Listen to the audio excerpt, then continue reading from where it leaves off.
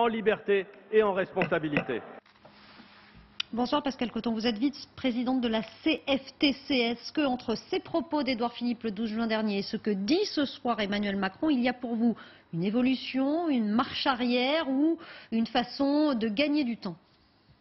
Écoutez, la CFTC, comme tous les autres partenaires sociaux, vont être reçus dans une semaine par le Premier ministre et ce soir, on a quand même beaucoup de questions à lui poser. Aujourd'hui, le président de la République a annoncé qu'il préfère un accord sur la durée de cotisation plutôt que de parler d'âge. Aujourd'hui, nous sommes déjà sur une durée de cotisation. On nous demande de travailler 172 trimestres, ça dépend à quel âge on a commencé bien évidemment et ça dépend du métier que l'on fait.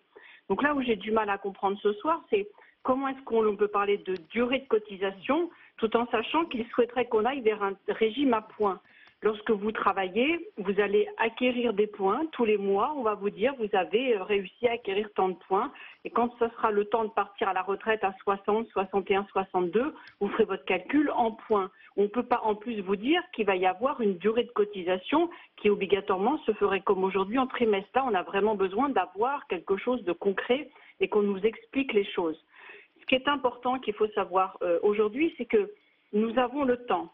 Le régime n'est pas déficitaire, le régime n'est pas en danger dans les quelques années qui viennent, donc on sait que jusqu'en 2025, on peut rectifier un maximum de choses.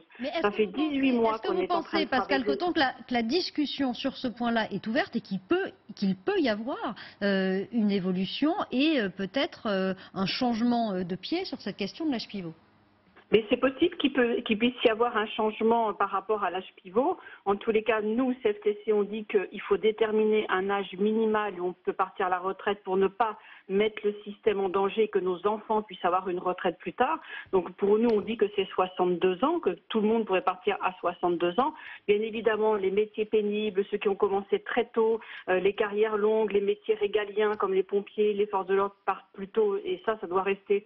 C'est écrit dans le rapport de M. Delevoye qui a été présenté au président de la République, donc j'espère qu'ils ne reviendront pas dessus. Là, le désaccord que nous avons primordial, c'est d'être obligés de travailler 2 années de plus jusqu'à 64 ans, sinon il y a des pénalités qui sont importantes. Donc nous, on en est resté là. Pour l'instant, le président de la République ne nous a pas présenté autre chose, donc on travaille sur ce projet-là. Et vous participerez, je suis obligée de vous interrompre parce que l'émission se termine, mais merci Pascale Coton d'avoir réagi sur notre antenne. Vous participerez, vous l'avez dit, aux discussions autour du Premier ministre. Merci à vous d'être venu débattre dans ce grand dossier de nombreux sujets, du G7 à la question des retraites. Débat, ça va se poursuivre. Évidemment, bonsoir Julien, mais quel plaisir de repartir pour une nouvelle